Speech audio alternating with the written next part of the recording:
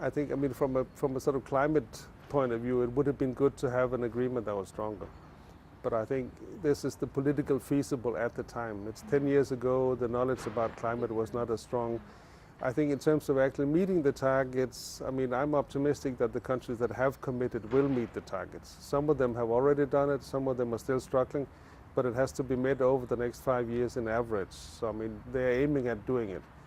What might be a little concerning sometimes is that many of the countries that have signed off to Kyoto all agree that it's only a first small step, but many of them tend to treat it as if it's the final one. So you don't put in place a path that development-wise will take you further. So it's a little contradictory. If you look at many national climate strategies, they look at it as the final step and all agreeing that it's really the first one. And I think if you want to assess Kyoto, you can only assess it as a first step in a longer process. If you see it as a standalone, it probably doesn't make sense. So I think the technologies to do the first maybe 20, 30, 40% are there. I think if you want to go sort of completely carbon neutral in 2050, I mean, that you need to innovate still. But if you look back 50 years and look at what's happened in those 50 years, I think there's reason for optimism that you can develop new things.